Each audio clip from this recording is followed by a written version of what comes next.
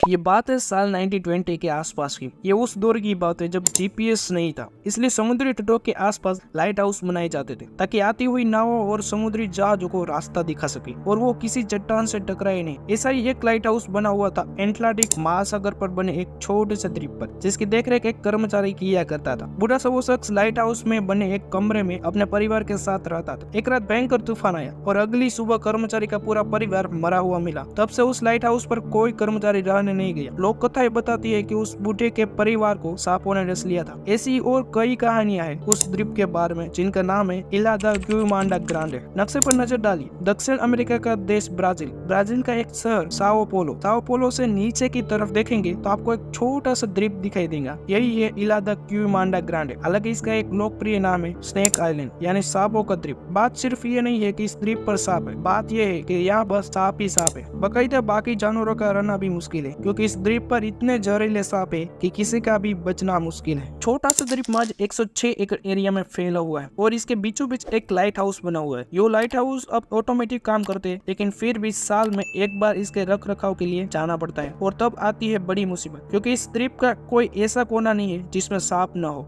अब पहला सवाल ये है कि इस द्वीप पर इतने सांप आए कहाँ से। कहानी चलती है कि इस द्वीप पर समुद्री लुटेरे अपना खजाना छुपाते थे और खजाने की रक्षा के लिए उन्होंने द्वीप पर सांप छोड़ दिया, लेकिन असलियत कुछ और है। दरअसल सवाल ये नहीं है कि इस द्वीप पर सांप आए कैसे। सांप लगभग पूरी दुनिया में पाए जाते हैं सिवाय न्यूजीलैंड की। हालांकि क्रिकेट वर्ल्ड कप की बात हो तो उनकी टीम भारत की टीम को डसने का कोई मौका नहीं छोड़ती। बहरहाल न्यूजीलैंड में सांप क्यों नहीं होते, ये अपने आप में काफी दिलचस्प सवाल है। लेकिन फिलहाल बात करते हैं स्नेक आइलैंड की। इस द्वीप की कहानी शुरू हुई थी कुछ 11,000 साल पहले। तब ये द्वीप दक्षिण अमेरिकी महाद्वीप से जुड़ा हुआ था। पूरे महाद्वीप पर सांप थे। बाकायदा दक्षिण अमेरिका सर्पों के लिए स्वर्ग हुआ करता था, इसलिए यहाँ नदी के किनारे अमेज़न के जंगलों में एनाकोंडा जैसे विशाल अजगर विकसित हुए। एनाकोंडा फिल्मों में जैसा दिखाई जाता है वैसे तो नहीं होते, लेकिन हाँ, इनकी लंबाई 20 फीट तक हो सकती है। कुछ 11,000 साल पहले आइस एज के आखिरी चरण में अटलांटिक महासागर का लेवल बढ़ना शुरू हुआ ये कि इस चक्कर में स्नेक आइलैंड बाकी महाद्वीपों से पूरी तरह कट गया और इस द्वीप पर रहने वाले सांप यहीं फंस गए। ऐसा कोई जानवर इस द्वीप पर था ही नहीं जो सांपों का शिकार करता हो, इसलिए सांपों की संख्या में तेजी आती गई। लेकिन ये फायदे से ज्यादा दिक्कत वाली बात थी, क्योंकि एक लिमिटेड जगह में होने के कारण ऐसे जीव खत्म होते गए जिसे ये सांप खा सके। स्नेक आइलैंड की केस में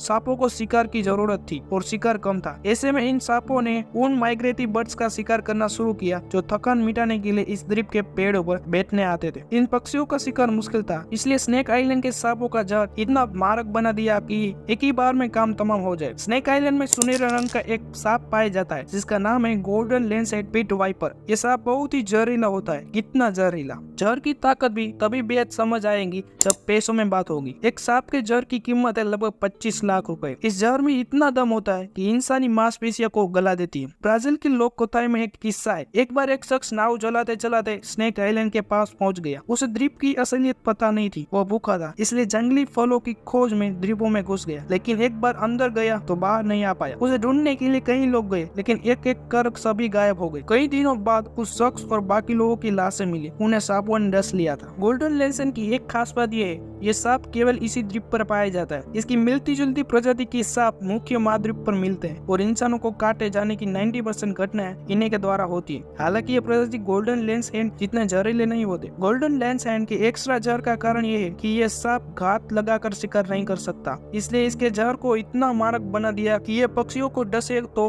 बचने की कोई संभावना न रहे। गोल्डन लेंसहेड में वैज्ञानिकों की खास रुचि है। इसका जहर दवा आदि के शोध के काम आता है, इसलिए शोधकर्ता इस द्वीप पर जाते हैं, वो भी सिर्फ ब्राजील की नेवी के साथ। इसके अलावा आम लोगों का इस द्वीप पर जाना मना है। अब आप सोच सकते हैं सांपों के ऐसे द्वीप पर कोई क्यों जाना चाहेगा। तो बात यह है कि सांप चाहे कितना जहरीला हो जाए, इंसान को कंपटीशन नहीं दे सकता। गोल्डन लेंसहेड के जहर की कीमत बताई हमने आपको। इसी के लालच में लोग इस द्वीप में घुसते हैं और गोल्डन लेंसहेड को अवैध रूप से पकड़ लाते हैं। International union for conservation of nature नाम की अंतरराष्ट्रीय संस्था जो संरक्षण का काम करती है, उसने इस सांप को क्रिटिकली एंडेंजर्ड जीवों की लिस्ट में डाल रखा है। तो सबक यही है कि स्नेक आइलैंड पर नहीं जाए। सांपों से आपको खतरा हो ना हो, सांप को आपसे बहुत ज्यादा खतरा है। दोस्तों, इस आइलैंड के बारे में आपकी क्या राय, कमेंट करके जरूर बताना और वीडियो नॉलेजेबल लगा तो ही सब्सक्राइब करना।